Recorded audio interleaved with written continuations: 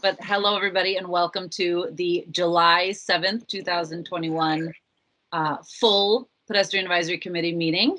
And I just want to notice that this meeting may involve the remote participation by members either by telephone or other electronic means due to the local public health emergency of the novel coronavirus pandemic pursuant to the provisions of Minnesota statute section 13D-021. Okay, great. Yeah. First thing is roll call. Melissa?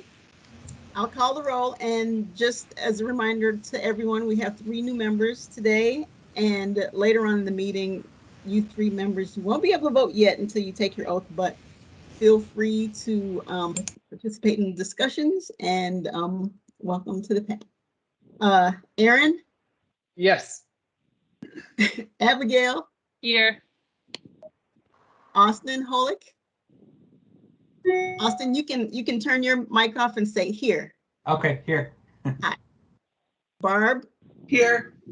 Christopher Hoffer? Here. Christopher Ross? Donna? Here. Harmony Anderson? Here. Hi, Harmony. Hello. Julia? Julia? Here. Matthew Steinrich? Here. Hi. Neil? Here. Paul? Here. Wow. Peter? Peter's here. Raina? Here. Tamir? Carrie? Jordan? Emma? Hello. Hi. Eric? Eric Bauer? I thought you were here. Yep. Didn't know which Eric. University's non-voting representative here. Yep. Tom? Heidi? Julie? Mackenzie? Yep. Here. Hi, Mackenzie. Hi. Ratana? Present. Sonia? Suzanne? Here. Oh, hi, Sonia. Are you here? I'm here. Thank you. Good. Suzanne? Here. Of course. Millicent Flowers, that's me. I'm here. Chris Kartheiser? Here. Matthew? Here. Okay, we have 25 present at this meeting. All right, thank you. And the first thing on the agenda is to accept the minutes from the last meeting, June 2nd, as attached to the agenda on limbs. So I guess, Millicent, you can call all the voting members, all the PAC members. Okay, Aaron? Yes. Abigail? Yes. Mark? Yes. Christopher? Yes. Donna? I'm having Yeah. a hard time hearing you, Millicent. Okay, Yeah. Donna? Yes. Okay. Julia? Yes. Matthew? Yes. Neil? Hi. Paul? Yes. Peter? Yes. Okay. Yes. It's 10 votes to accept the agenda. Thank you. And I think somebody seconded it. I know that was something that I also missed maybe. Anyway, again, if you are not speaking, I ask you lovingly mute yourself. I don't have that power. Next up is the discussion where we do introductions and we have orientation. So Matthew.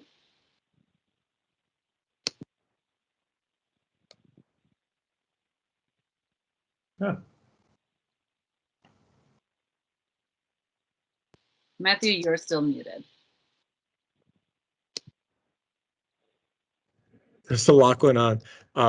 So I'm in the office building for the first time, and there's some different things with my screen. So, Yay! hello everyone. Especially our 3 new members and our 5 returning members.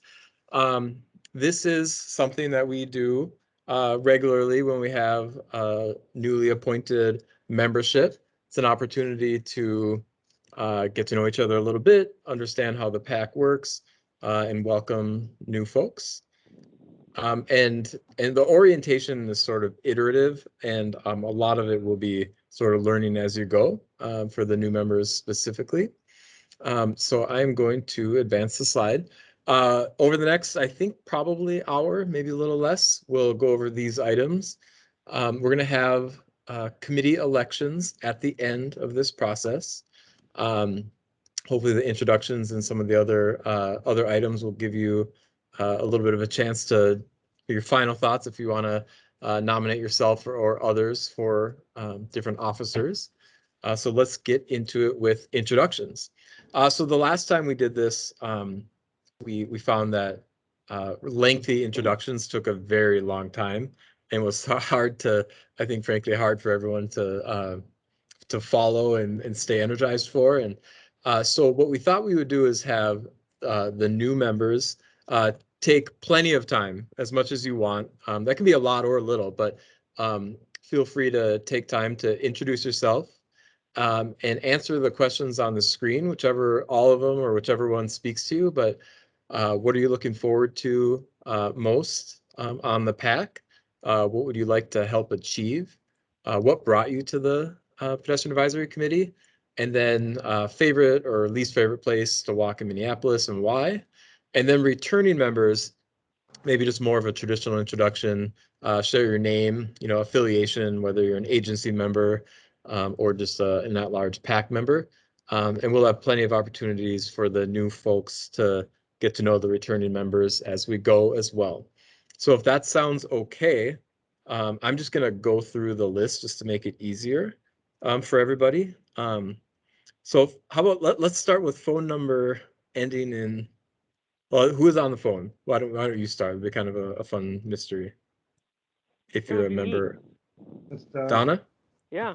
Oh, great. Donna, would you like to start, please? Okay. Donna Ham, 4th Ward. I'm looking forward to the PAC being able to get back together. Right now, that's my big thing. In person. All right. Yes. Thanks, Donna. Abigail, our current chair. Hi, Abigail, and PAC member. Great. Austin. Hello, everybody. My name is Austin. I live in the Southeast Como neighborhood. Actually, I live in the graduate student housing. My partner is in graduate school at the University of Minnesota, so that's why I'm here in Minneapolis. I'm looking forward the most to just to being more civically involved and participating in this group. I'm really into, I guess, cities and urban planning and development and, being outside and getting to know my neighborhood. So I think that's what I'm most excited for. The questions just went away from my screen, so now I don't know what the third question is. Okay, sorry. Yep. Okay, I'm going to interrupt for just a second then. I'm going to share the screen again, and then new folks, if you want to just jot down what the questions are, then I'll get rid of the screen so we can just see everybody. I think that might be more fun. So I'll put it up for through the rest of Austin's turn.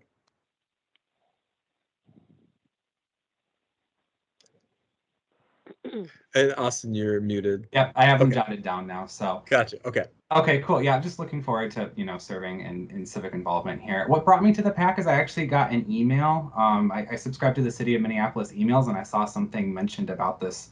There were a few different committees that were looking for folks to volunteer on, and so I signed up for this one because this one seemed most interested to me. My favorite place to walk around in the city is definitely my neighborhood. I like walking around near the university. There's so many people and restaurants and things to see, like walking around the Marcy Holmes neighborhood, and then sometimes also venturing into downtown too, along the riverfront and beyond. I think my least favorite places to walk in the city are anywhere near highways where cars are going really fast or things are really noisy. They just are not very pleasant for pedestrians. And so, yeah, I just want to say thank you all for having me here, and I'm looking forward to getting involved. Thank you, Austin. Barb Olson. Barb Olson, and I am a PAC member. Okay. Aaron. Hi, I'm Aaron Berger, and I'm also a PAC member. Sonia. Hi, everybody. I'm Sonia Bursath. I am a non-voting PAC member, and I am the liaison for Metro Transit. Great, thank you. And I'll just make a note for the new folks. when Sonia said she's a non-voting member. So all of the agency members for the PAC are non-voting. And so the appointed residents, the 15 appointed residents, those are that makes up the voting membership of the PAC. Thank you. So Christopher.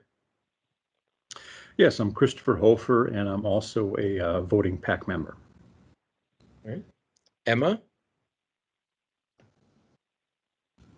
Hi, everyone. I'm Emma Pachuta with the Minneapolis Park and Recreation Board. And is there a second Emma on the call, or is if not, maybe Boy. I see a different last name. But okay. All right, I'll keep moving. Eric. Hi, I'm Eric Bauer. I'm the non-voting representative for the University of Minnesota. And Millicent. Hi, I'm Millicent Flowers. I am part of the City of Minneapolis staff. Okay. And I think we might have some additional guests, which is totally great, but Greta. Hi, I'm just an intern with Eric at Parking and Transportation Services at UMN, just listening in. Great, welcome. Harmony. Hi, I'm Harmony Anderson. I'm looking forward to participating in something that I've never done before. I've never done any sort of civic type stuff, and so I'm looking forward to that. I'm a visually impaired resident of Minneapolis, so I walk a lot, and I utilize the sidewalks and getting to and from bus stops and train stations. Navigating in the winter is always a challenge with a C&I cane, so I thought this would be a great place to maybe put some ideas to help other people who struggle with mobility in the city. And I found the Facebook. I found you guys on Facebook, so I got the City of Minneapolis like join a board. So and the PAC one spoke to me. My favorite place to walk is my new neighborhood. I moved here last year, right at the start of COVID. So getting a lot of walking to Lake Hiawatha and then around Nokomis and back to my house. Least favorite is, I don't know, anywhere where cars go too fast and there's not a lot of crossing, like stoplights for crossing and stuff. So, because I don't like to cross without a light since I don't see very well. So that's me. Happy to be here. Welcome. Jordan. Hello, I am Jordan Kosak. I am the PAC rep from Hennepin County. I'm also Hennepin County's pedestrian and bicycle coordinator. And I think I missed the beginning. Was it your least and most favorite places to walk? Yeah, let's go with that real quick. Okay. Well, I'll name a county street. Lowry Avenue, just truly awful here in Northeast Minneapolis where I'm at. But another county street that I think is pretty good is the new Washington Avenue reconstruction in downtown Minneapolis. Thanks. Julia Curran. Hi, I'm Julia Curran, she, he, they, and I'm a returning PAC member. Chris. Hi, Chris Kartheiser, he, him, Minneapolis Public Works staff. I pay a little extra attention to the subcommittees, so you'll see me around those a little bit more. Matt.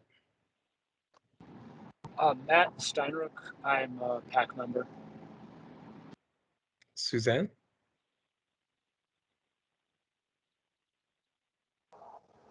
Yeah. Hiding. Suzanne is Plastic, I'm muted. Sorry, Suzanne Murphy, she, her, PAC member, non-voting on behalf of City Council. Neil. I I've been a returning PAC member for about 10 years.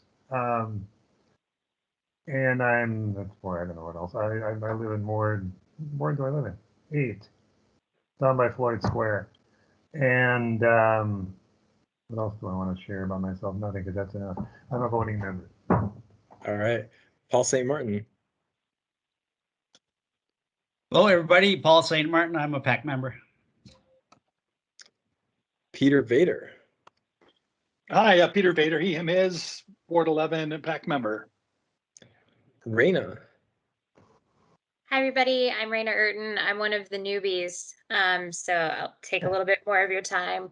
What I'm looking forward to most, I live in the North Loop and work downtown, so I walk to work, usually in a non-pandemic year. And so I'm looking forward to keeping the city or making it more walkable and friendly for our walkers and our bikers and everybody else who moves throughout it. What brought me to PAC? Honestly, because again, I walk so much, this was like Harmony, the committee that sort of spoke to me. I really just wanted to contribute in some way to the city. I love it here. I'm sure all of you do too. So that is what brought me. My favorite place to walk along the river is pretty much where I am every day. And my least favorite place to walk is very specific. It is crossing Hennepin Avenue at 1st Street. I've been nearly hit by a couple vehicles, so that was a traumatic experience. But excited to work with all of you. Thanks for having me. Welcome. Heidi. Hi everyone, Heidi Schallberg, she, her, and I am an agency member representing Metropolitan Council. Ratana. Ratana Sangsui-Jan, he, him. I'm a representative from the Department of Community Planning and Economic Development. And then Mackenzie. Hi, Mackenzie Turner Bargan. I work for MnDOT in our multimodal planning group, and I won't be your long-term person, but filling in for today, and then you will hopefully have someone from our group in the next, who knows how long it'll take, but I'm here for now, and we will have somebody else to stick with you all once we're there. All right, and I'm Matthew Deardahl, he, him, his. I help manage the PAC and the BAC with Chris and Millicent. And I think that completes it. Is there anybody else? I just saw the person light go off. Is anybody who is on the call that has not introduced themselves? Please feel free. This is Aaron. I just opened up a phone line because I don't have to filter a lot of my Twitter. Can't understand you. Oh. Okay, Yeah, sorry. I said, this is Aaron. I just opened up a phone line. That's why you saw me pop up. I have to take my kiddo for a walk. Gotcha. All right. Matthew? Here, yes. I would just like to make a FYI to one of the new ladies that's on the board. I am totally blind, so there's somebody along with you there. This is Donna Hemp. All right. Thanks, Donna. Harmony. That's my name's Harmony. Okay. Great. All right. I will move along in the PowerPoint then. Pull it back up for everyone. Okay. So a little bit about Minneapolis Public Works. Again, through the introductions, we noted that the staff team for the PAC and the BAC, or Bicycle Advisory Committee, is me, Millicent, and Chris. And so I sort of manage it at a high level, I guess, and then help run the full committee. And then Millicent is our administrative rock star. So she will be the main point of communication for most of this, both emails and setting the agenda, sending that out, and a whole variety of other things with the clerk's office. And then Chris, like he mentioned, sort of runs the subcommittees and coordinates with those co-chairs and helps manage all those details. And you know, like Millicent, just a ton of work. So we appreciate that team. fun facts. I'll just pull this up real quick, but there's a Public Works website that you can find online through our LIMS system, so Legislative Information Management System. And there's, is it still on there? So we changed our website recently, and there's all these fun facts like how many traffic signals we had, but that has changed since I last looked at it. All right, well, I am somewhat embarrassed, but I guess not too much. Okay, we're just gonna move on from that. And then so the Pedestrian Advisory Committee, the purpose of the committee is to advise the mayor, city council, and park board on pedestrian issues. And I think that, and Public Works as a department as well. So specifically, the committee advises elected officials and those organizations, as well as different departments within the organizations. And you can see some other things on the list there. One thing I want to highlight that is really important to me, I think passing formal resolutions that clearly articulate your position on a variety of issues is really helpful because it's something that both leadership in Public Works and leadership in the city can view to understand what you all are thinking. Because those groups that I mentioned don't attend the committees, don't watch, these recordings, but they all have access to the resolution. So that's really important. And that's partly how we as staff communicate to our partners about what you'd like to see for walking. The committee structure, as I mentioned briefly in the introductions, is made up of voting members and then agency members. So the 15 appointed, all at large residents of the city make up the voting membership. And when I say at large, I guess I'm specifically noting that the Pedestrian Advisory Committee doesn't have ward specific members. We try to have geographic balance across the cities and across the city in the different sectors to the best of our ability, but we have a few wards that don't have a representative. And then the agency partners, they're not voting members, and their role is to help provide context and information about what's going on in the respective agencies. And I think that has proven to be a pretty cool and unique function of the committee. Not all of the city's appointed boards and commissions have agency members. And I just think it adds so much value because sometimes a lack of information can lead to like inaccurate assumptions and things like that. And also the staff, as you'll get to know if you haven't so far, they're really passionate about walking, and so it's fun to have them on the group. And then so the full committee, which we are on now, is where we formally vote on resolutions and then take up the minutes of the subcommittee and report out from there. And then the subcommittees, there are two. And the first one is programs and policies. And that basically is sort of a catch-all for everything that isn't sort of engineering or construction related. So it's policies, programs, any issues that the committee itself may be interested in that could be going on that impact walking. So it's a more of a creative subcommittee. And then infrastructure engineering, that is pretty specifically responding to construction projects that are in a design phase. So a few years before streets are reconstructed, they enter a conceptual design phase. And we'll talk much more about that for the new members. But basically, you get the opportunity to comment on how you would like streets and intersections and other things to look. And so that's basically the structure. So one full committee each month and two subcommittees. So for the website, there are two easy options to find information. The first one is what I talked about earlier, which is LIMS. And I have the link here. So this is basically the official place for the public to sort of see what's going on with all of the different bodies. So city council, boards and commissions, and a variety of other things. And so there's a calendar, and the way you find information about the PAC is through that link, and then boards and commissions, and then you can search for all the different boards and commissions, and we'll go down to Pedestrian Advisory Committee, and then you can find the meetings. And so this is how the public would be able to participate in this meeting, for example, if they would like.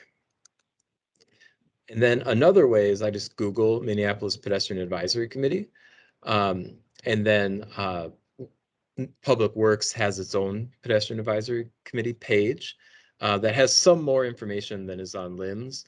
And this might be more for you all to use.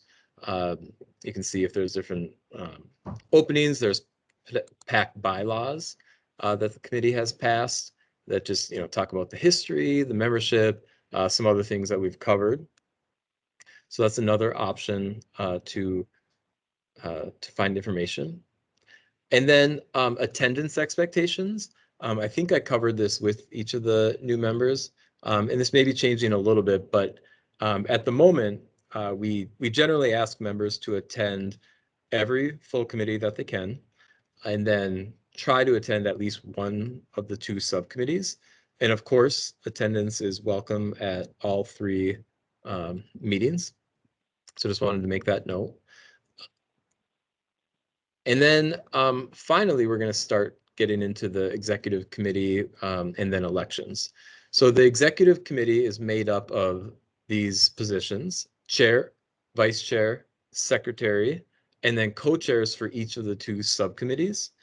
And collectively, those positions I just described, plus staff, so me, Chris, and Millicent, make up the executive committee. And the main purpose of the executive committee is to set the agenda for the full committee. And that is typically a phone call or a Teams meeting on the 2 Tuesdays before the meeting. So setting the agenda is an important purpose of that, and then also just dealing with any strategic issues or hot topics that are going on at the time. I'm going to go a little further into each of the roles. So the chair is sort of broadly represents the PAC, both strategic interests and the first point of contact. That person will take a lot of calls from me. So whenever there's anything like going on that we need to like wrestle with, I will call the chair and we'll sort of deal with those issues. The chair also often has the opportunity or ability to delegate if there's different opportunities or coordinate with the executive committee on issues. So it's a very important role. They all are, but I just wanted to note that the chair probably has the most responsibility outside of meetings. I would just say that. The vice chair has 2 main responsibilities. The first is to actually chair the full committee meeting if the chair is absent. And then the second is to serve on the executive committee, which is important as well. Secretary role takes minutes at the full committee, saves them, sends them to staff. And then there are, again, 2 co-chairs for each of the subcommittees, and they coordinate with staff to set the agenda of their respective subcommittees. And then they chair the meeting as well. And then they can either take notes or find somebody else to take the minutes, And then they provide, as you'll see in a few minutes, they'll provide a verbal report to the full committee on what happened at their subcommittee. Any questions about that? Let me see any questions about that before we have an opportunity to hear from the current executive committee? You just go to that. All right, no questions so far.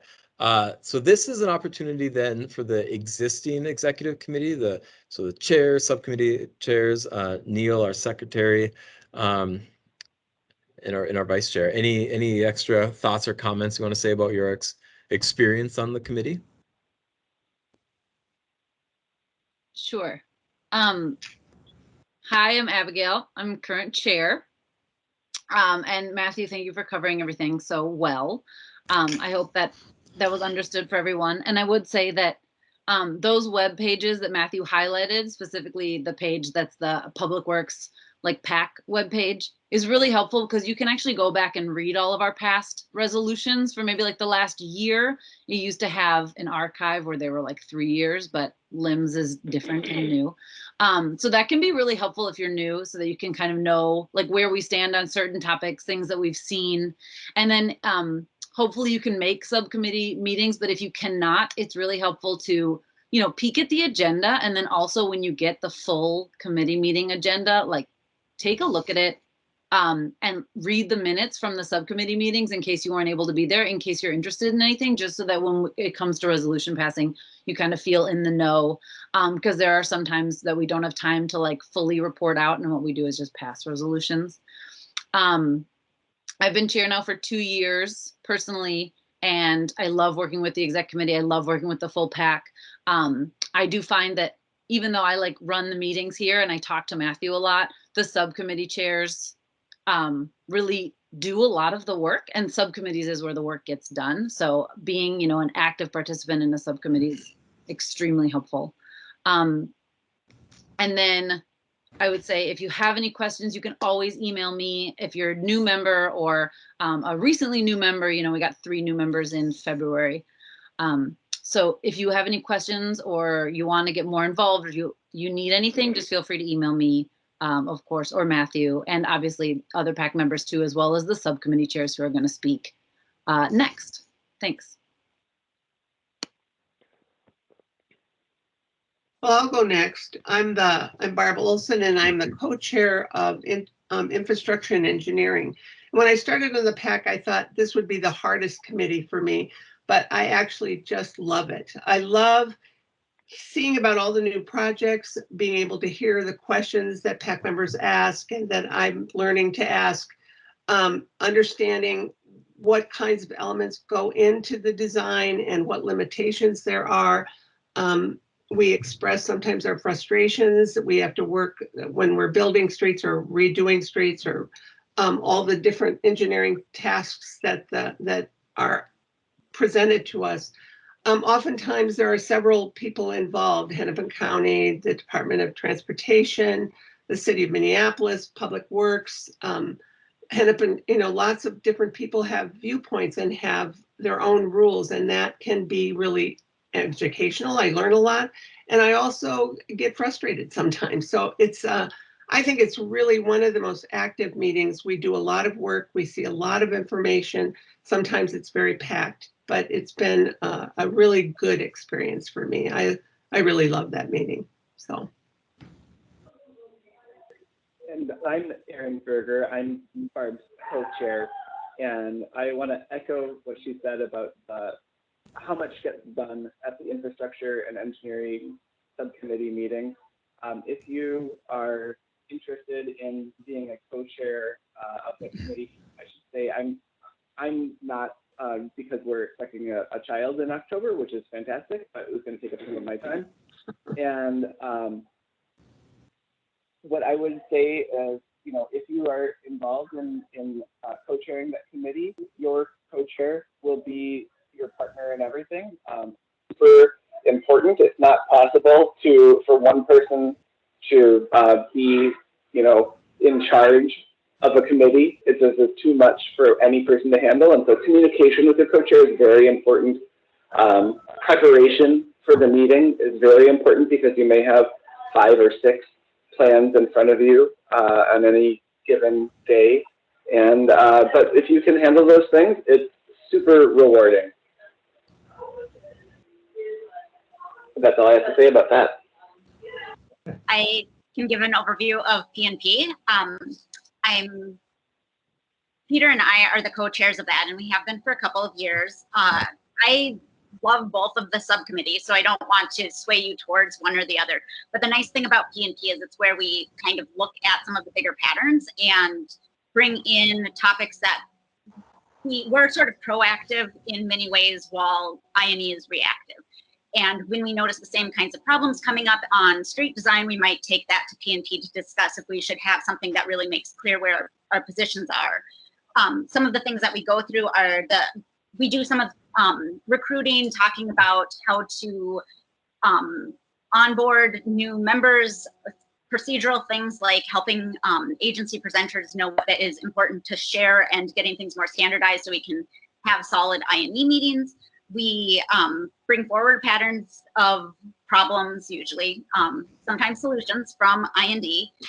We look at overarching policies like the Transportation Action Plan, Minneapolis 2040, and draft things around our shared values, around what walkability looks like. We also talk about things as needed, like George Floyd Square and the climate emergency, social cost of carbon, all of those come through. And we also have people bringing in things that might be areas that they know a lot about or are passionate about, like alleyways or talking about highway on off ramps and how those impact surrounding areas in terms of driver behavior. So that's sort of the overview of the kinds of things that come up. And we also sometimes bring in trail mix back when we used to be in person, because that's the free parking of walking. I would say that there's a little bit more trying to foster conversation because it isn't the same pacing as INE. INE has people come in and present, and again, we're reacting. Whereas P&P, we're trying to return to things over time and say, hey, that, you know, we've brought up signalization, but we're still not seeing what we'd like to, or whatever happened to this, getting other agencies or individuals to present on different topics. So it's got a different feel, but it's definitely, I really appreciate being able to be part of both committees, and especially P&P, for trying to shift those bigger policy pieces that are so important in this. In terms of sharing it, I feel like it's fairly standard. It tends to be a little bit more laid back because we don't have the same number of presenters in general. So there isn't, and there often isn't the same kind of time crunch. It's a little bit more internal work that goes on. So if there's any questions, I don't know if Peter, you have more to add to this, but also being co-chairs is really fun. You get an excuse to talk more about all of this with people, although I'm always open for any discussion around any of this at any point. I like having more meetings about this. So that's my bias. Yeah, I don't know what I would add to that, Julia. That's a great overview of P&P, you know, kind of the maybe a little more advocacy sided versus INE. Yeah, not to compare the two. But I guess all I'd add is like the maybe the work that goes on between meetings, generally or frequently, resolutions will come out of either, but in terms of P&P, we'll have something in draft or not even draft form that needs to get edited, redrafted, and proofread before it gets to the full committee, and that's part of the in-between work. So between a monthly full committee, a full PAC meeting, INE subcommittee, P&P subcommittee, there's other hours that go, or moments that go in between to finish the work and get it ready for the monthly meeting. I'm the co-chair with Julia of P&P up to today anyway, and yeah, it's great work, and it's great. It's always we hear great things at those meetings, whether people are coming and presenting, or especially when we get more and more PAC members participating in the subcommittees. So, Matthew, if I could add something, I just want to echo and underscore what has already been said, and state that the development that changed my tenure in the PAC to be the most favorable was when I started regularly attending the subcommittee meetings, both subcommittee meetings. I don't know what the proper analogy is, but it's something like being able to sit down and talk with the author of a book rather than reading a book review later. There's just so much more detail in the option to go back and forth with the experts that come in just to present to us, and it's a huge opportunity that when unfortunately I've had a miss, I really notice at the next PAC meeting because I'm just not tuned in and up to speed with the details. So. Is Neil? I think Neil's the only one that's left. You I've have been anything interesting? Well, I've been on the PAC a long time, but I've seen Yep. lots of victories and a lot of defeats. Well, not defeats, just our job is to push the rest of the city, especially the government, and way further than they want to go. And we do a real good job at that. And they actually expect us to be outre. Because we've got lots, bearing in mind things like climate change, obviously, but just in general. I mean, the city is 85% car ownership. That shows. The way it's built is built for cars first, pedestrians maybe, and bikes, who knows. But to get this city more congenial for walking, we have to push the agenda, and we're expected to do that. Anything outrageously nuts that you can think of to make pedestrian better, the better for pedestrians is they'll expect it. So by all means, pitch in. And as I say, we've won a lot of fights that we wouldn't have thought we would even have a prayer of getting public works to adopt. And it's fun to watch them scratch their heads and see what they can do with some of our outlandish ideas, and they usually good-naturedly adopt them. I'm going to say too that if you anything about the PAC throws you for a loop, and it probably will in the next year, either Abigail or myself. I mean, I can maybe explain stuff as well as anybody if I think about an answer long enough. But drop me a line and we'll see if we can figure out what's puzzling you about it. Also, if you need copies of old material, resolutions especially, I've got them all in my files, and I can pull them together for you. And it's interesting to see resolutions that have been sent upstairs over and over again on the same issue. In some cases, not always, because oftentimes we get to. So welcome, and it's great to see new people always, because it's fun to see who actually signed up for this gig. Totally. All right, I'm going to share the PowerPoint again. Next, the last part of these two items will be the actual process of electing the officers for the executive committee. Before we do that, any other final questions or thoughts from anyone not on the executive committee?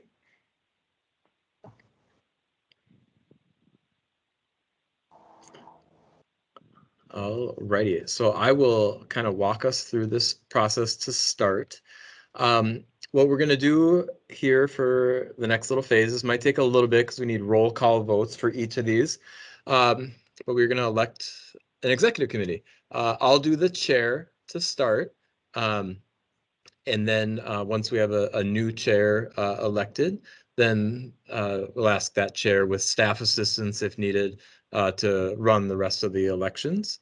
A couple things I want to say right off the start is please feel equally free to nominate yourself or somebody else. There's a ton of value in people like just simply making it clear that you'd be interested in a position. And if there are multiple people, for a particular position, then we'll vote on that. And it's happened in the past, and I think it's okay. So please, again, feel free to nominate yourself or somebody else if you think somebody else would be good.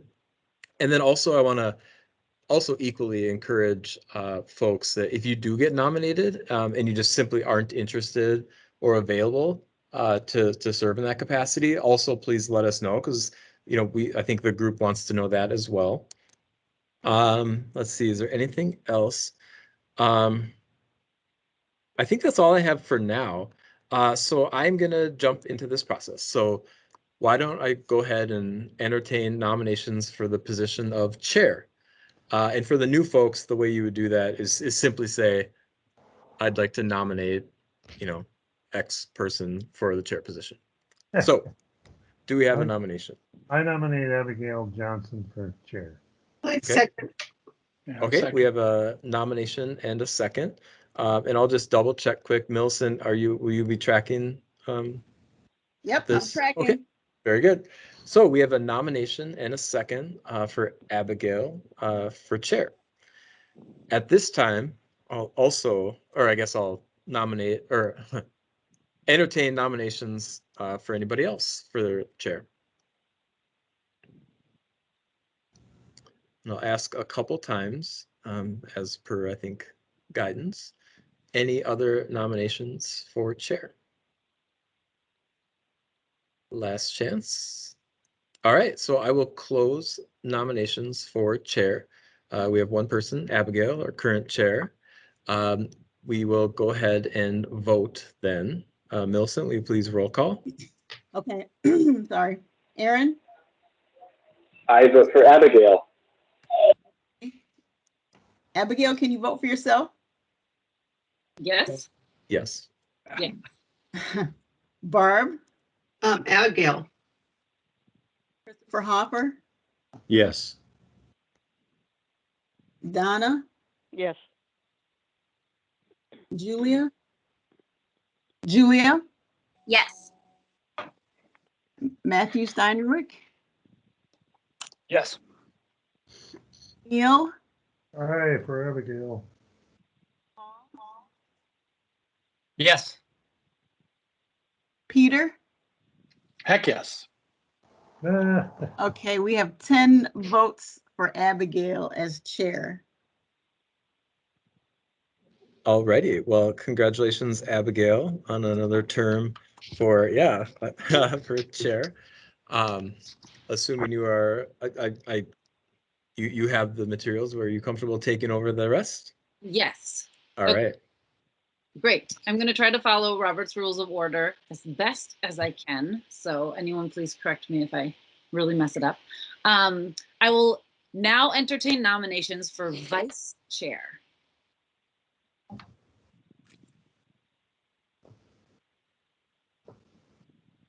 I will nominate Christopher Hopper. Second. I am actually going to throw my hat in for co-chair of the engineering subcommittee, with Aaron taking a familial leave of absence from his co-chair position there. So that's what I plan to do. So I would decline the nomination. But thank you. I would like to move to nominate our new member, Raina, for the position of vice chair. I second it. And I would accept that nomination. Thank you.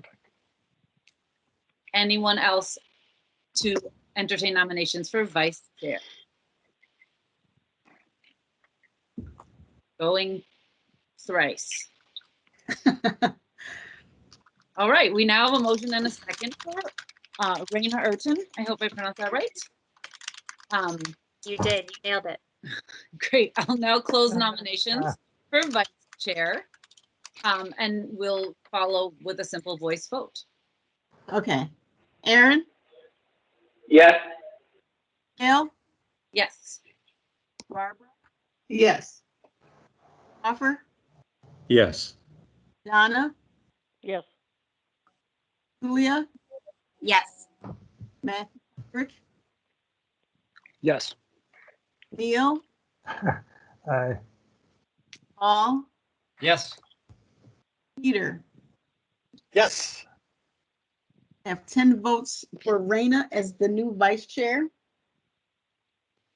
All right. Thanks everybody. Yeah, welcome. Welcome. It'll be fun for you, I think. Well, at least I have fun. Now up is entertaining nominations for secretary. I move to nominate Neil Baxter. I second. Anyone else for secretary? Neil, are you accepting the, are you? Yeah, hold on, I'm writing the minutes. Yeah. And that's the only drawback, if it's a drawback. No, I totally accept it, of course. Any other nominations for So secretary? All right, we now have a motion and a second for Neil for the position of secretary. And I'll close the nominations so we can go voice vote. Okay, Aaron, Aye. Abigail, Yes. Barbara, Yes. Hopper, Yes. Donna, Yes. Julia, Yes. Matthew, Cyrus, Aye. Yes. Neil, vote for yourself. Of course. Hi. Paul, Yes. Peter, Yes. 10 votes for Neil as secretary. Oh, a coup. So far, we're just sweeping the board. Wow. Oh my gosh, yeah. Holy I'll cow. now entertain nominations for both co-chair positions for Programs and Policies Subcommittee.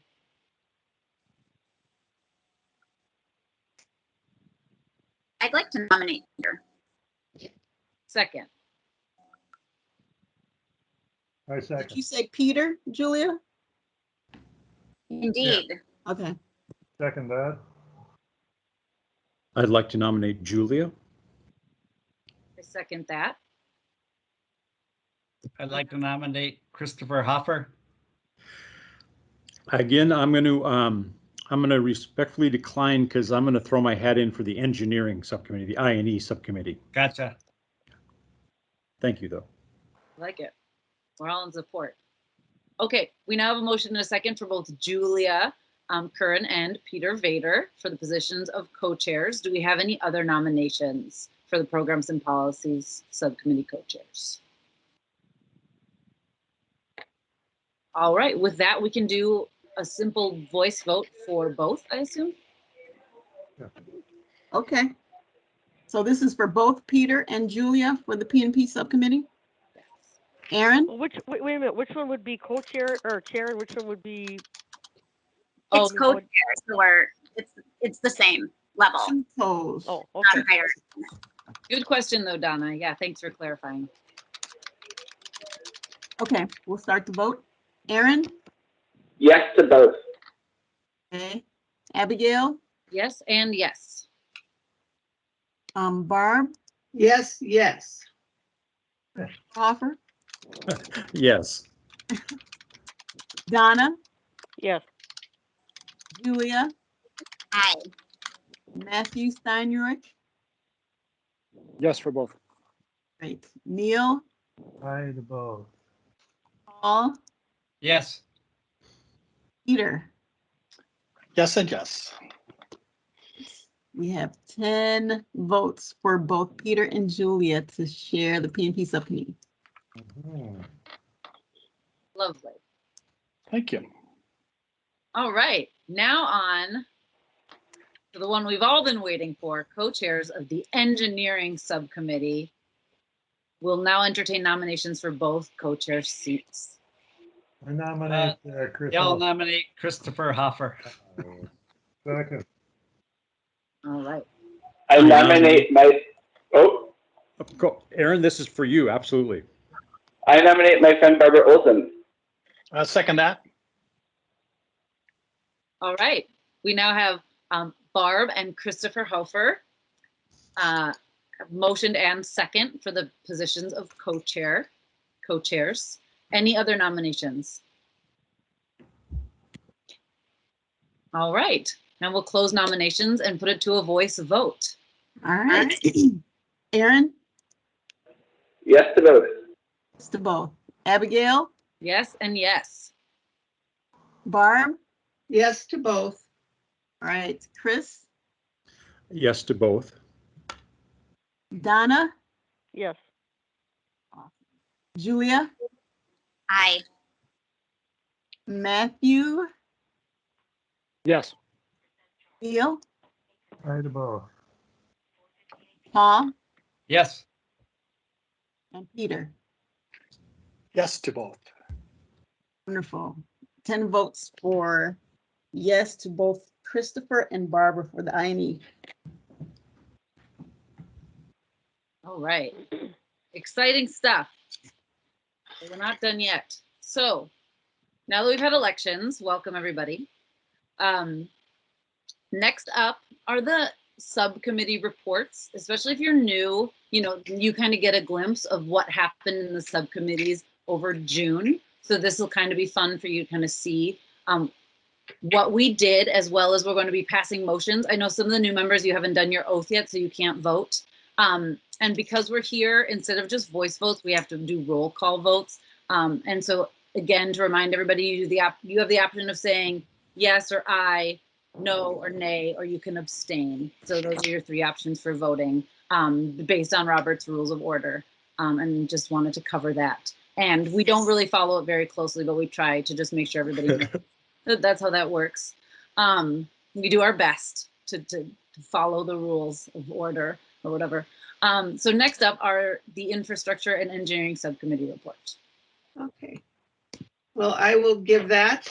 I look down, you won't be able to see my happy face. We had 3 presentations for INE on the last meeting. And the first one was Lyndale Avenue South.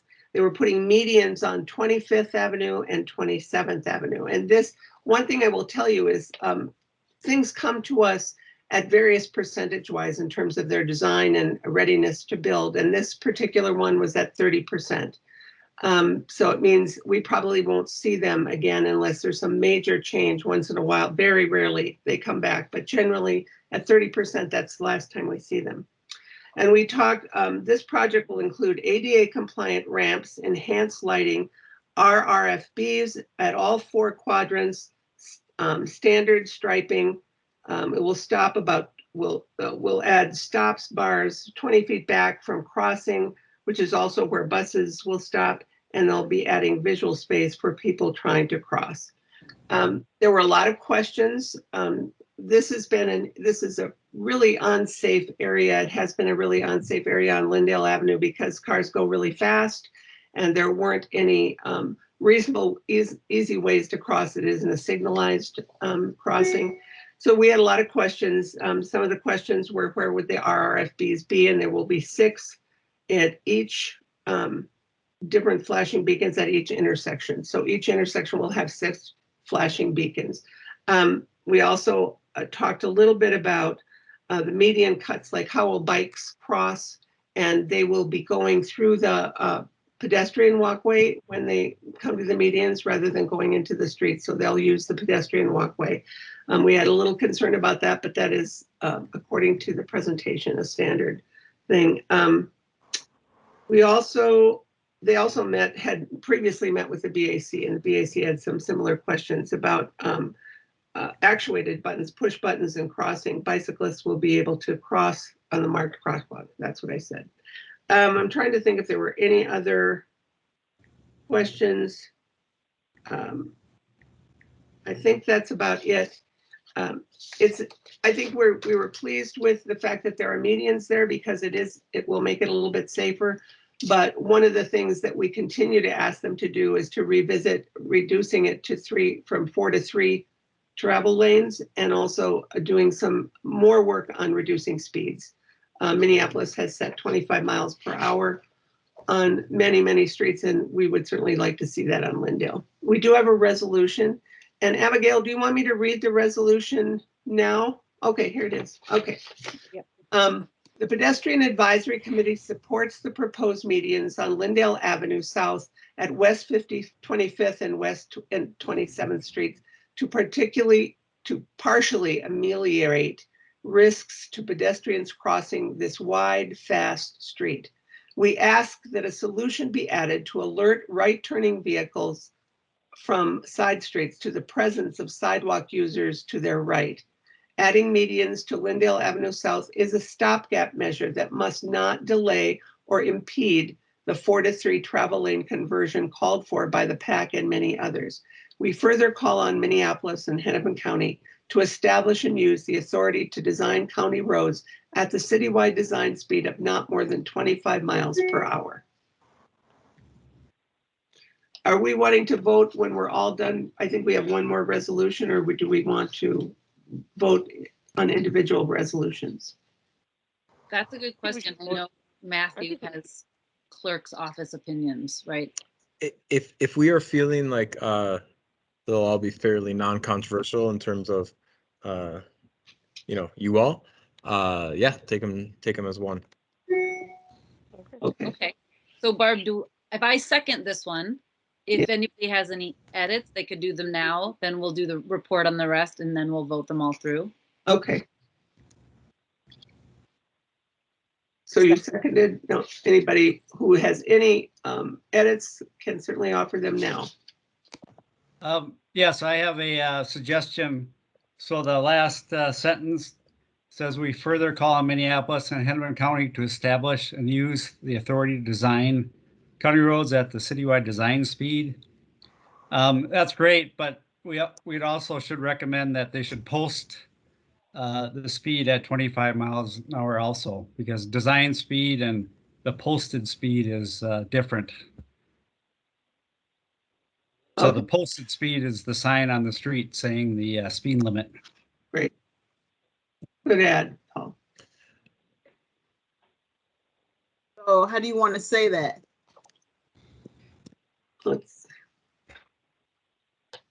If we say designed and established county roads at the city at so and so forth, does that not as much as say that we are posting them at 25, that we're establishing them at 25 miles per hour? Can I add context? First of all, you could say authority to design and post county roads, just simply there. But Paul, as an engineer, I totally appreciate what you're saying, and I think it's important because design speed is sort of is functionally different than posted, I guess. Designing the street for a certain speed is like the idea of trying to help just inherently have drivers go a certain speed using design techniques, and maybe Paul as an engineer can say that better. And then sometimes what you actually post a street doesn't quite match up to the observation of speed.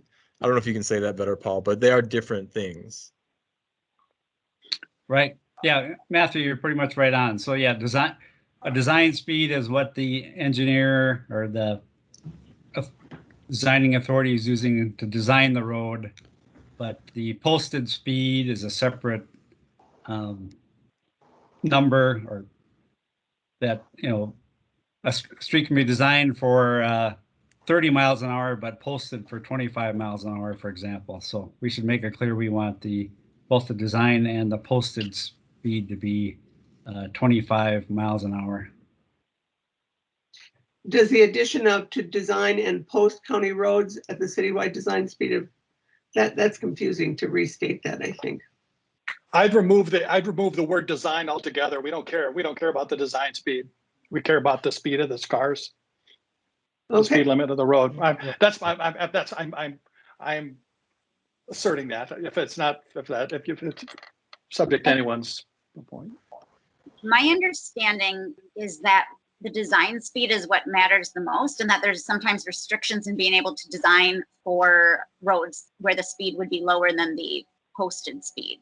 That's come up on, I'm forgetting the street downtown that goes by the Target Center. So maybe there's clarification on if those two are directly, what the relationship is between posted speed and design speed legally. If I may say design and post at the city-wide speed limit of not more than 25 miles per hour.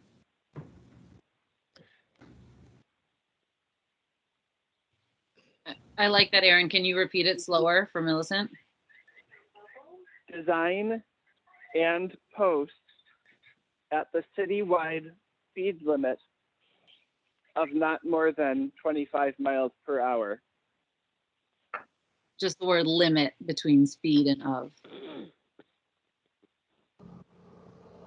Yes. Yeah. That's good, Aaron. So this is important context that was brought up at the subcommittee, but I think it's important to bring up here too, especially for the newer folks. But currently the the county does not have the authority to post at less than 30 miles an hour. So a part of what may be assumed in here, whether we want to directly say it or not, is that it would require state, like a change in the state statute to give counties the authority to change. So that happened with cities in Minnesota in the past year. I can't remember when, but Minneapolis and St. Paul and all the cities, I guess, in Minnesota were only recently given the authority to go lower than 30 miles an hour on our streets. And so that's a change that would need to occur in order for counties to be able to go lower as well. And then finally, what I want to say is we definitely care about, or we should definitely care about design speed, because that determines how wide things are, curves, you know, how fast like curves basically end up for cars based on calculations of design speed. And then really the last thing I'll say is if you ask a county or MnDOT to look at the posted speed on the county roads or the MnDOT highways, what they would do is go out and simply measure how fast cars are going and do some calculation and basically post at roughly how fast cars are going right now. So in a way, we kind of care more about design speed than posted. And I see McKinsey posted something in chat, which I'll say shouldn't do that. Do you want to talk about that too, McKinsey? If I got that. Yes, sorry, Close. forgot about the rules. Cool, no problem. It's been a while. I just said that the design speed influences the operating speed of like the speed that people driving vehicles are traveling at. And then that operating speed based on a number of calculations and assumptions and process then influences the posted speed. So that's, I think, the most simple way to put it. And so that design speed is sort of how you're setting the expectation with that speed of what you want people to be operating at, which then influences obviously directly how safe and comfortable a space is for people walking or biking. Hopefully that's helpful. Great. So Matthew, you're saying that, do you feel that then this sentence is clarifying that we're wanting to establish and use the authority, like basically go for that fight, like statewide? That's a good question. I don't necessarily know because like the county staff was present for that. So I mean the actual staff, they'll know. It's a good question. Maybe it's something that we want to take up in P&P. I don't know that it needs to be explicitly stated here, but that's your prerogative, I would say, as a committee. Could we, that would be part of the county's legislative agenda then? Hey, this is probably the Jordan state from legislative County. agenda. It would, I mean, the city of Minneapolis did something around the speed limit and took it to the state along with other entities in order to get that change to allow 20 miles per hour on some streets. So I assume this would be the county has something parallel. And is there a timeline for that so that we can bring it up in P&P? I do not know the answer to that question. We can. We should talk about this at P&P. People have their hands up, including Jordan from. I do know the answer to that question. Okay. Right now, the county does not have the authority to set speed limits on the county's legislative agenda. I don't believe it's something that the county desires at this time. I think there are a number of reasons for that, and I don't know all of them, but I think part of it is, you know, we want to be in alignment with our other county partners in the metro and across the state. Not every county is maybe has the same needs as Hennepin County might for wanting to lower speed limits, and I think there are also just other general like liability issues. It's much more comfortable just to say somebody else told us to do this. You know, you save yourself a lot of liability when there's another authority that's dictating things. So, and there's probably other reasons out there as well, but I can tell you that it's not something that the county is pursuing at this time. But I have a question. The PAC can still ask for them to do that. I mean. Oh, correct? yeah, That's yeah, what we absolutely. want. Yeah. So, I just not sure the wording is accurate in asking for that. I have a suggestion regarding that. Okay, great. I would consider changing the last sentence. It reads correctly, I think. We further call on Minnesota and Hennepin County, and then I'd insert to obtain, and then delete to establish in use. So it reads to obtain the authority to design and post, and then I would insert for this project at the citywide limit of not more. Now, obviously, we wanted the length of Lindale, but at least I think it's important. The current speed limit on Lindale is simply too fast. And I don't think Sherburne County should be dictating, for consistency's sake, what a Minneapolis street like Lindale has. So I would suggest that. I think we can just start bringing it up. Yeah, it's not going to mean anything in this, but I think it's as good a place as any to start. Great. Peter, have your hand up? Yeah, I want to add on to that. If it's appropriate, we want to, what we're asking for in that last sentence is not, we would like them to obtain the authority system wide, right? So it's for citywide, you know, we throughout the system, we want county roads set to the citywide speed limit. Is that right? Are we not, would that be appropriate to add that language that I was saying for this project throughout Minneapolis, throughout their system?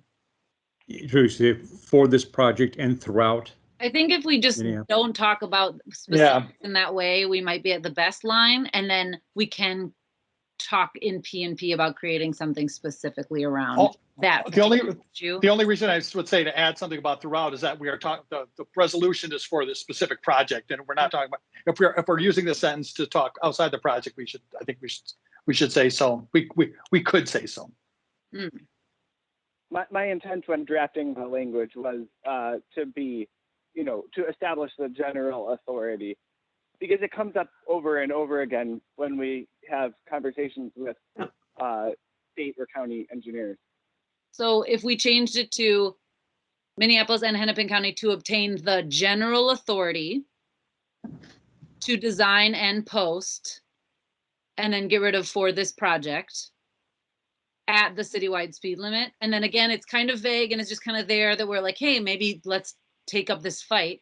And then we go from there. And we do have multiple things we need to get through on this agenda. And this is one sentence in a long form, long discussion that probably should be pulled into P&P now that we know we need to jumpstart the legislative process at the state level with Hennepin County and stuff involved.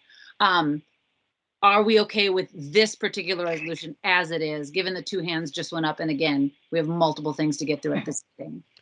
Two seconds.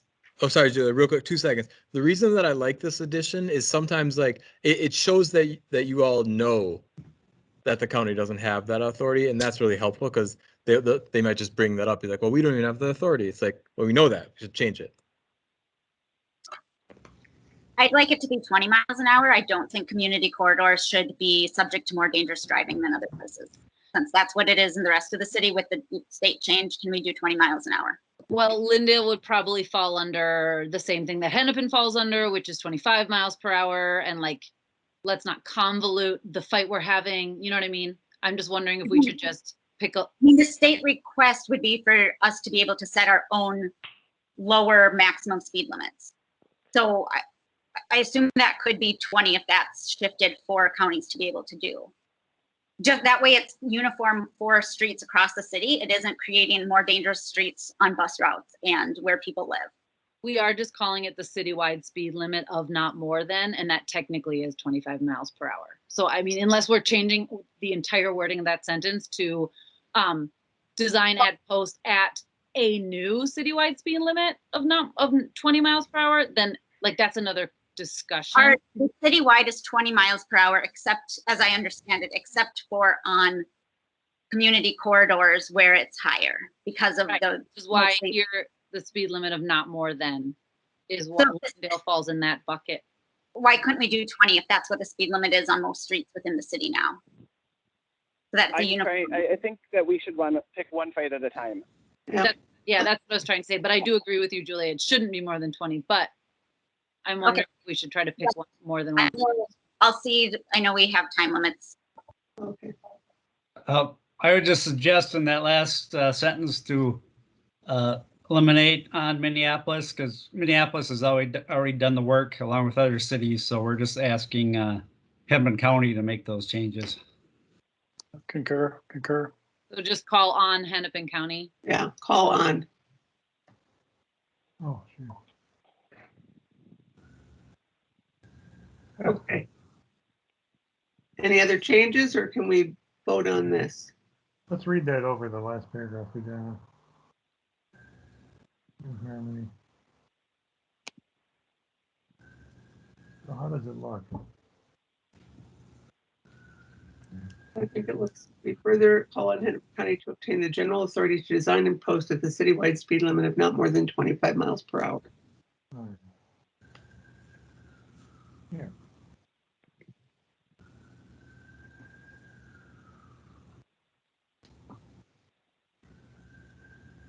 Right. Ready? I think if we're okay with it as is, we could move on and vote on all three at the same time. Okay. So we'll go on. I'll read the rest of the notes. So we'll come back to that. The next presentation was the mid-block crossing on First Avenue between 4th Avenue and 8th Street. 4th Avenue and 8th Avenue. They're putting, it's a super block, so it's really long, and there isn't a very, there was no other marked places to walk. So this was, they're providing a formal crossing along a super block at First Avenue North without an existing formal crossing to reduce the distance between pedestrian crossings and meet Vision Zero model priority goals. We had a resolution that said the Pedestrian Advisory Committee supports the proposed design for mid-block crossings on First Street North. We support the compressed timeline from proposal to implementation. Second. Any discussion?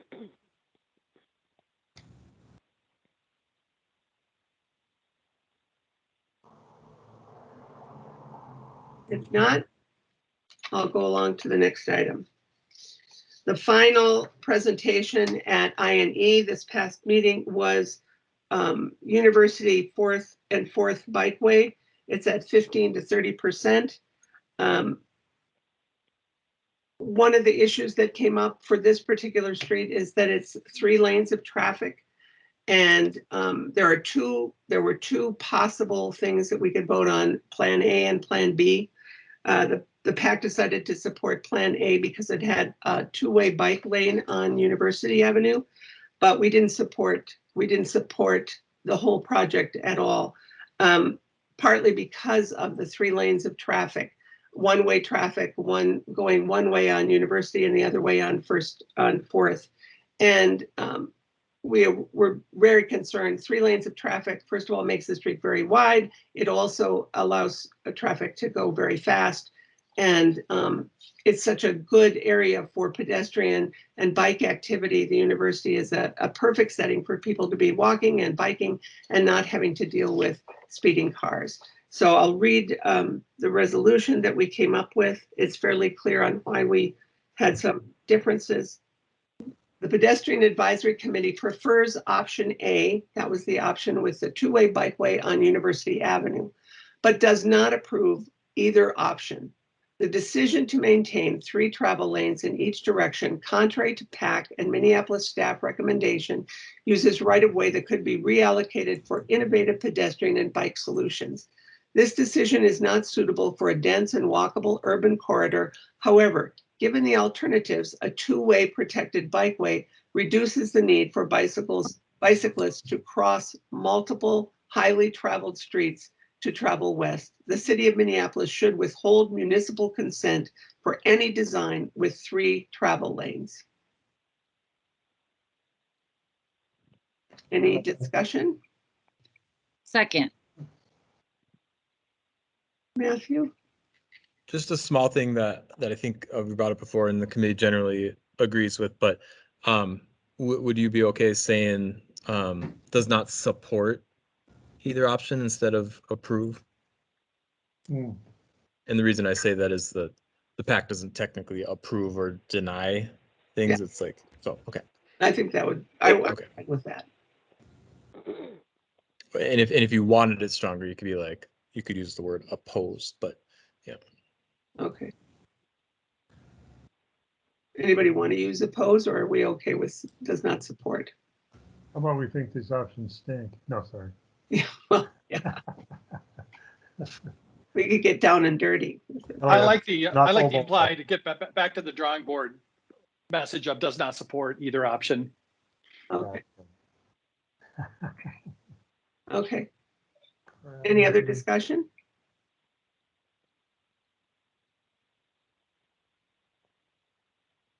Okay. I have one just quick question. Do you know, we're taking an action here, but do you think we're going to see them again, like when they've picked their option or if they come up with a third?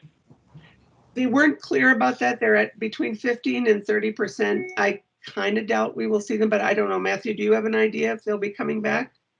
I would hope that we would, since there's two options. I guess I'll ask Jordan if you know, and if not, could you maybe bring that request or that issue back to the county staff? Yeah.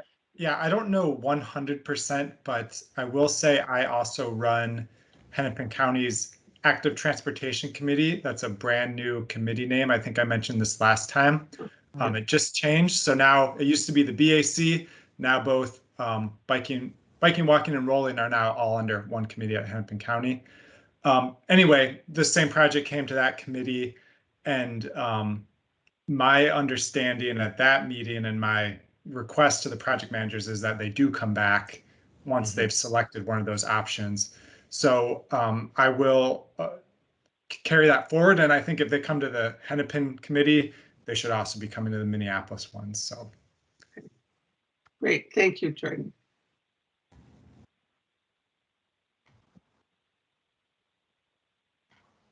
Are we ready to vote? Those are the three resolutions that we had for I&E. I think so. Okay. Okay. Aaron? Aye. Abigail? Yes to all three. Barb? Yes to all three. Christopher? Yes to all. Donna? Yes to all. Julia? Yes, yes, yes. Matthew Steiner? Aye to all three. Neil? Aye for all three. Paul? Yes to all three. Peter? Yes to all. Okay, we have 10 votes for yes for all three resolutions.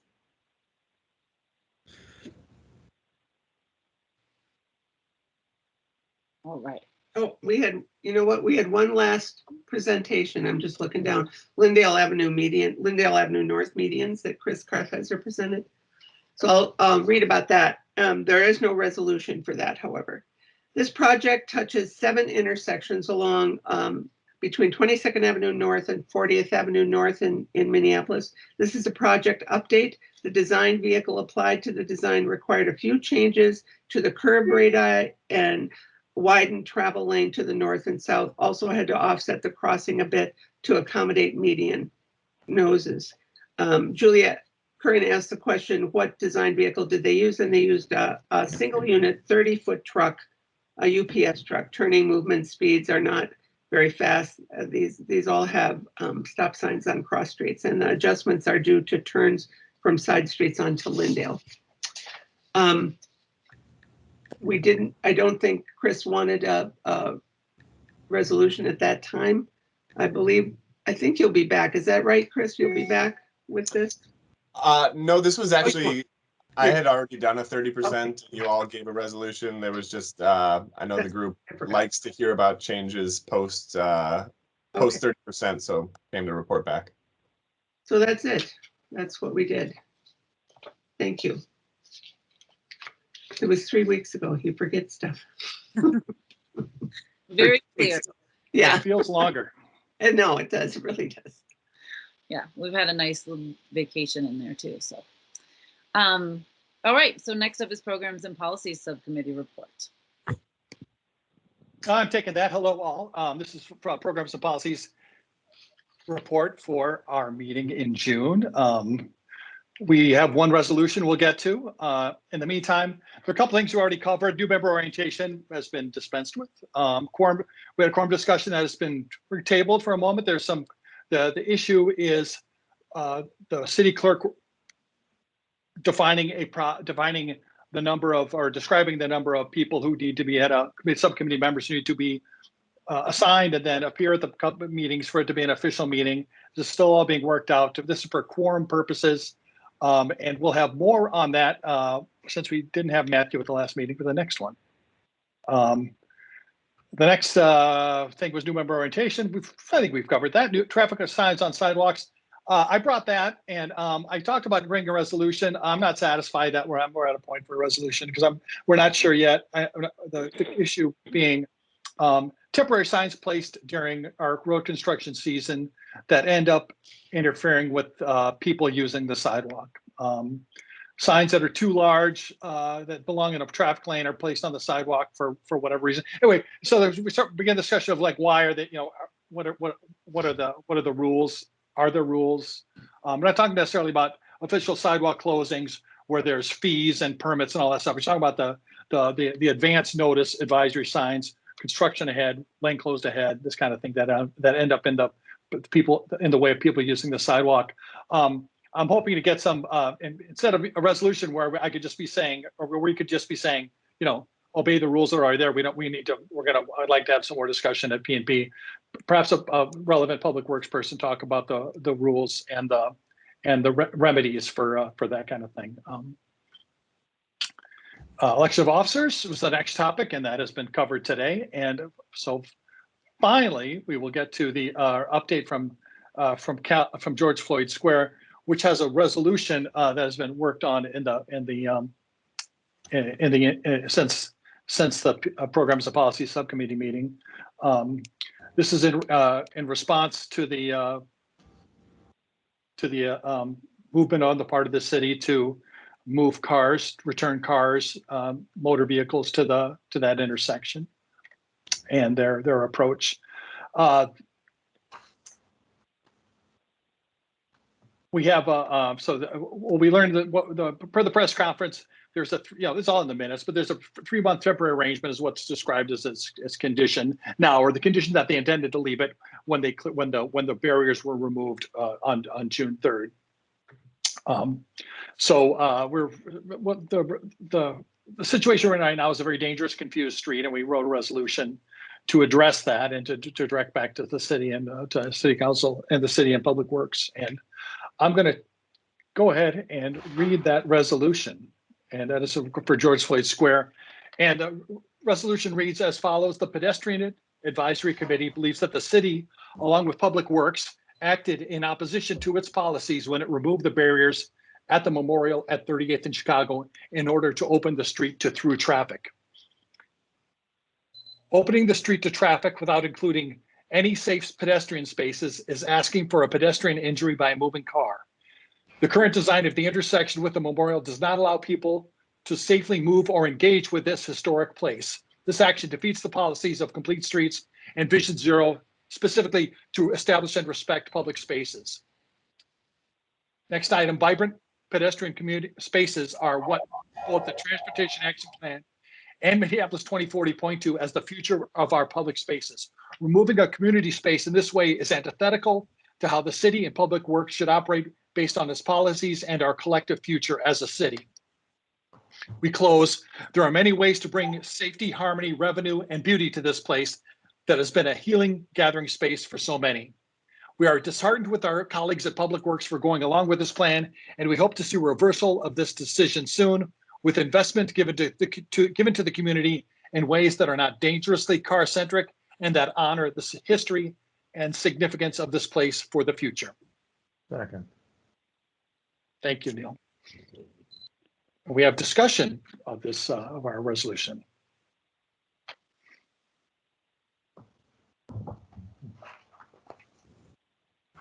if I can just add, I don't know what the future will hold, but we absolutely know that as of today, that's an historic spot and it should be preserved as a historic spot. Future generations can maybe do what they want, but for now, I think it's a good motion and we should support it.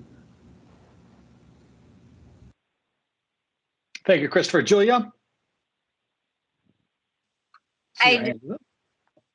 I would maybe want to add motorized or vehicle in the before traffic in the first sentence at the end, just to clarify. I know that it's a space where people are not generally moving through, but I think it's been one where people can, except in motor vehicles, until Public Works forcibly in the dead of night decided to prioritize.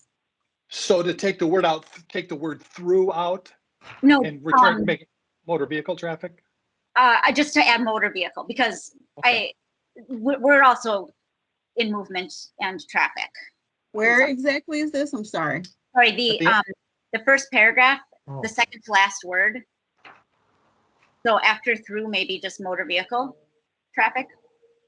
It's a little clunky, but I think I would like that clarity if others are okay with it. Is that clear that we mean through traffic as in like cars driving through, like they don't stop? Or should it be motor vehicle through traffic? I mean, either way. The latter. I like the latter. So motor vehicle through traffic. Yeah. Only because, yeah, the highlight was that prior to this, vehicles could get in and out that were, attending businesses, like fire trucks always came in and out. Things could go in and out. It's just through traffic was not something that occurred, and so that's the point. But thanks, Julia.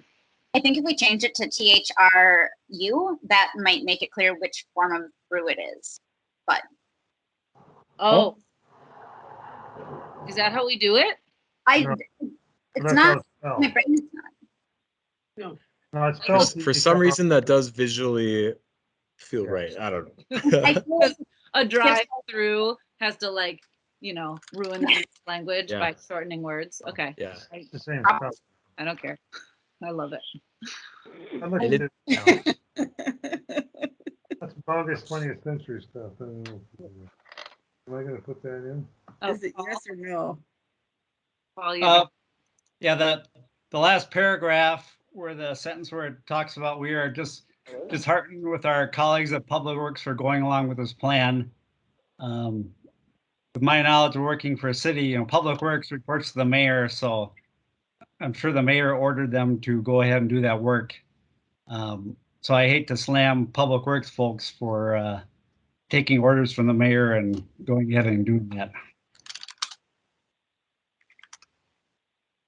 You want to get rid of all of it? Would we want to just change, we are disheartened with Public Works, like kind of slam the system and not the colleagues?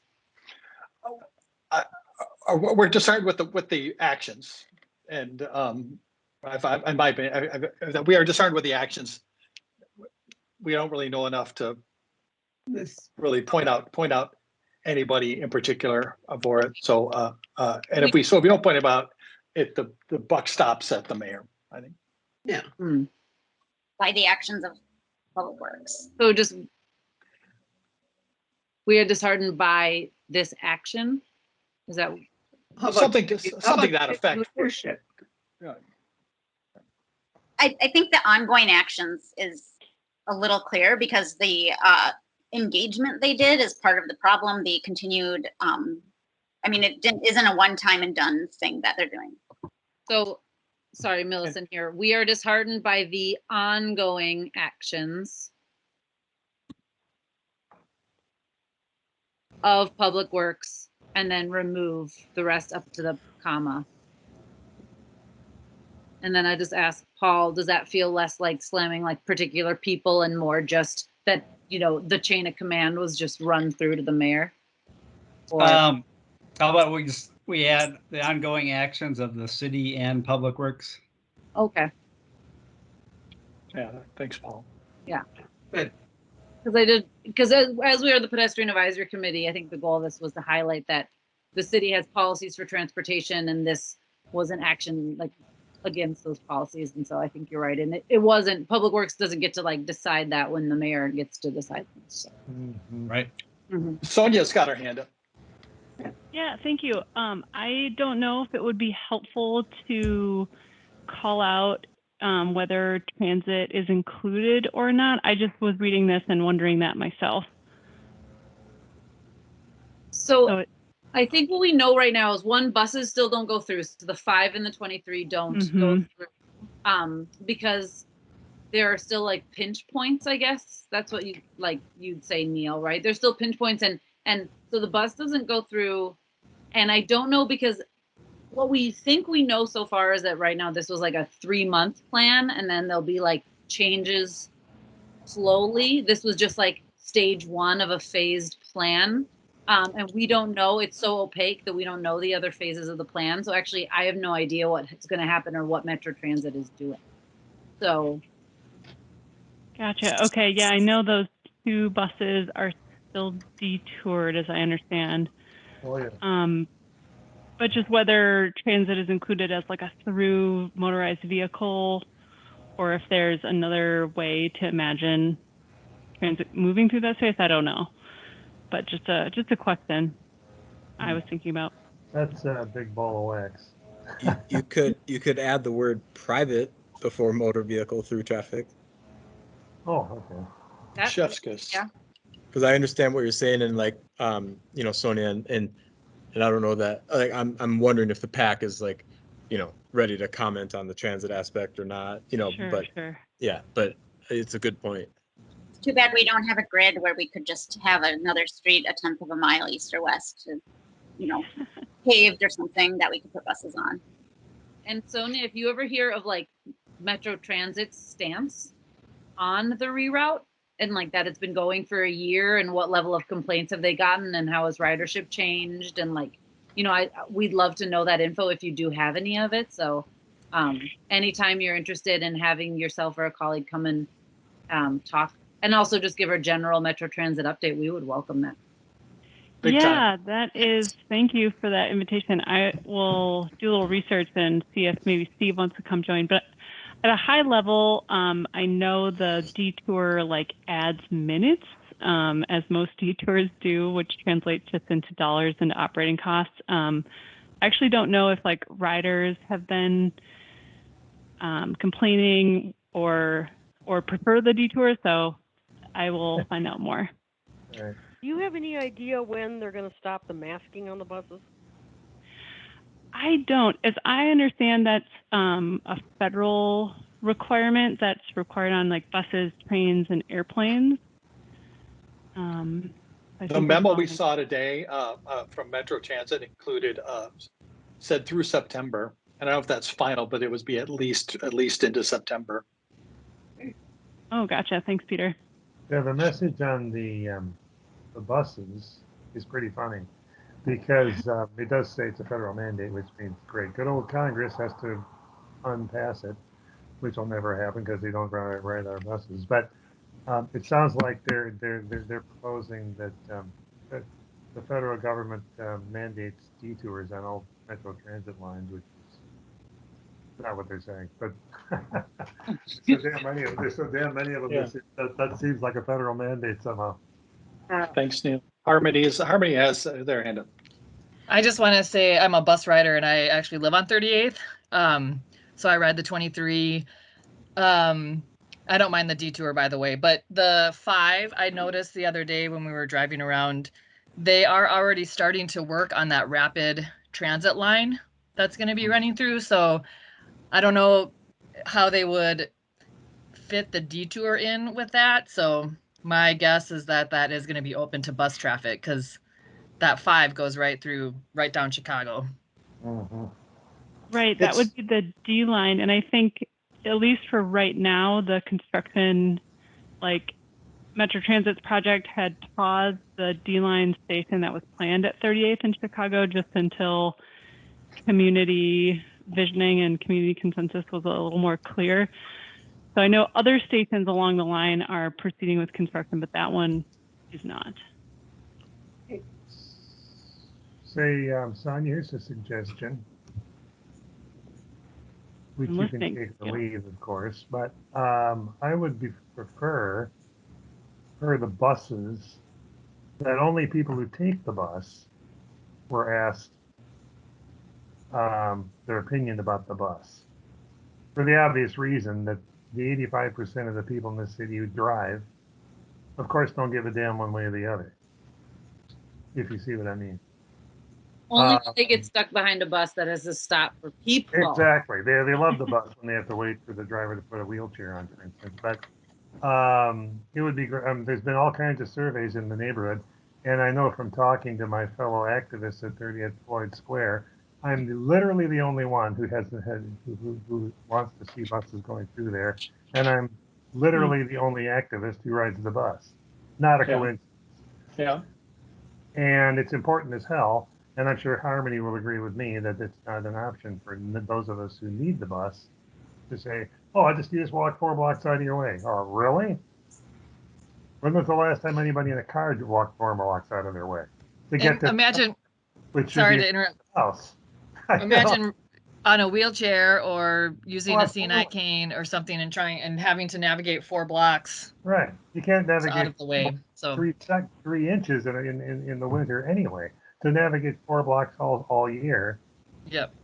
That's not opinion. That's just the way it's got to be. But that's for whenever you get a survey going. Yeah, thank you, Neil.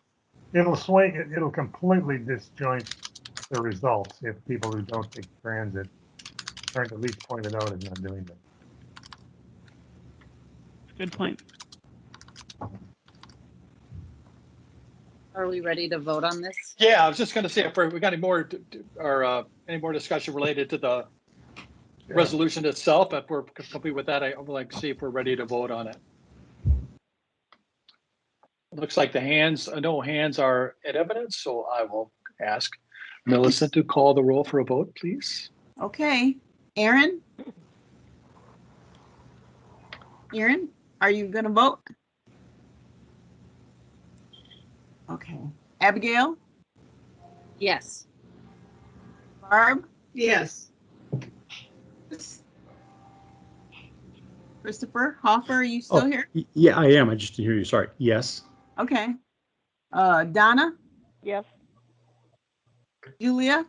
Yes. Matthew? Yes. Neil? Aye. Yes. Peter? Yes. And Aaron, are you still here? Nope. Tamir, I saw you come. Did you want to vote? Yep. Yes. You hear me? You hear me, my voice?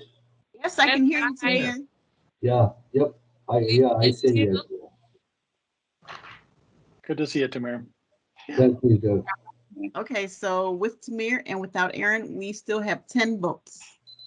Terrific. Okay, and that completes P&P business for our June meeting. Thanks, one and all. All right.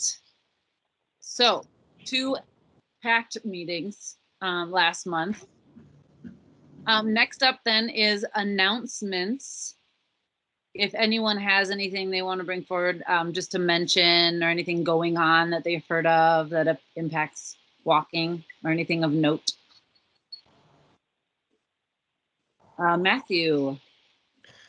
I have a fairly interesting update, a general update that so the city council, mayor and city council extended the local declaration of public health emergency through September 30th of 2021. I think the state ended theirs, but the city has the authority. I think that's how it works. So basically that extends a lot of the same emergency regulations that were enacted over the past year due to COVID. And one of those is, everything that led to this online remote platform and all the things that we've been dealing with related to it. So there's a general heads up that there's sort of an expectation or an assumption or maybe a plan to return, a phased return to in-person meetings sometime fairly soon. And the big question is going to be, will there be a hybrid option available? Meaning, we'll definitely have the in-person piece. And the question is, will it be 100% like in-person only, no remote option, or could there be a remote option? And it's actually very complicated based on state statute, what is required for that. And I believe it would just require the city to invest in some technology and training and things like that. So more to come. But I would imagine just maybe start thinking that, you know, sometime after Labor Day, we may be transitioning. We'll probably at some point in the fall be transitioning to in-person. So more to come on that. Can you Julia. find out about the air exchange rates within the rooms we're in, so that we know what precautions are being taken for airborne illnesses? I'm going to say, I appreciate the question. And I will. I'm sure that'll be part of the to come portion of what Matthew is. How's that sound? Fingers crossed. I am not hearing enough people talk about that. Good question though. Okay. Yep. Julia, you had your hand up for something else? Yes, I just wanted to, since we have a little bit of time, let people know that, especially new members, and reminding everyone that a lot of the work that we do comes from the observations that you have, what you hear from people, what you notice on your walks, the patterns you see. And so feel really free to bring up to any of us, I think, anything that's been bothering you for years, or that you suddenly, as you go to these meetings, notice and wonder why it's a certain way, because that's often things that fall through the cracks, and especially newer members might be the ones most able to still sort of see that the system is failing us in certain ways. So please get all as nerdy and as into this as you want and share it with us, especially PNP. That's often where it ends up being the most relevant. And there's nothing that's too silly, because there's the fundamental transportation. Yes, and you will find that there is nothing too silly as you attend more subcommittee meetings. Don't worry. We can go over there. See, or if you just ever talk to Neil. Tamir, do you have an announcement?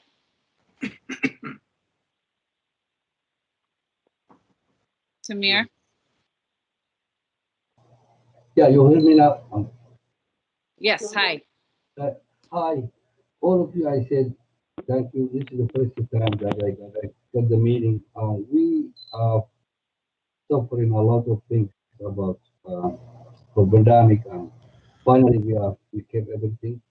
If I speak one thing about, as a community, we have advocating actively, which means our seniors, they are walking in the neighborhood. But we have a problem now for the security issue and for construction issues. So seniors like me, it's very hard to walk. So that's what I want to inform you. Plus, if you can help us, if they can help us. Other thing, we are okay. We are safe. Everything is okay. Our highlight is to come now, open everything. They are okay. People, they live together safe. We are okay. Thank you. Thank you. Yeah, thanks, Tamir. And we're really happy to hear from you and see you here. And we hope to see you again soon at the next meeting. Next hand up is Peter. Just real quick, in this parklet poor city lately, there's a beautiful new one at Smoke in the Pit and the Turkey concession there at 38th in Chicago. It's I'll put a link in an imager link in the chat just for anybody who wants to see it, or I can share it on the screen.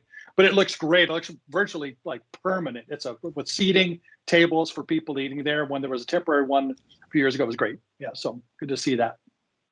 And there also is one that was city made that Dollar and Up on 37th and Chicago was able to get as well. So go in, say hi to Harrison, tell him that you're on the Pedestrian Advisory Committee with Abigail, buy a drink, sit down. you know, walk to Smoke in the Pit. I don't know. Anyway, good times. I love a good parklet. Yeah. Thanks, Peter. Any other announcements? All right, have you shared information for new members or newer members to connect with us if there's questions or anything? Yes, I sent out an email just following up Matthew's welcome email. And again, new members, the slides that Matthew shared at the start of this with orientation is available via the LIMS link for the agenda. If you haven't gotten meeting invites or the agenda through the LIMS process, consult with Millicent about that and she can walk you through the process. And then in the agenda, you can find all that information, which then again, as Matthew has links to everything that you might want or need. And then I think on certain emails you get all of our email addresses. So you should have the list of email addresses of all PAC members and PAC membership. But if you do need to reach out to someone specific, you can just reach out to anyone on Public Works staff or to myself and just ask, like, how do I get in touch with Julia and Peter? I want to know more about P&P. And then I'll just forward that on to them and make sure that you guys can have your chats and stuff.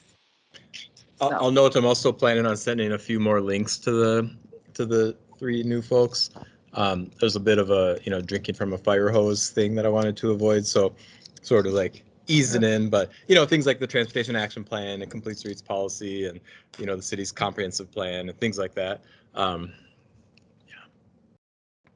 You know, click. We'll talk about what that means later, but all right. And then one more announcement is we don't think so. We used to be able to have in September, we had a full committee meeting where we would actually just like meet up at the city hall, like the big outside space outside of City Hall. We'd talk for like 10 or 15 minutes and pass all the resolutions in one big swoop. And then we'd go on a nice long walk and go see a construction project. And then usually we'd go out for afters and like have snacks and drinks and hang out together. Changes to obviously this format, changes to the clerk's office and the things that they're requiring us. We don't know if we're going to be able to have like an actual walking meeting, but we're going to be figuring that out. So just stay tuned that in September, even maybe prior to meeting back in person, we might have some other form of like social time, whether it's during meeting time or maybe a just like a social activity just for fun that we'll just invite everybody to for a given evening for a walk outside. So stay tuned for that is what I would say.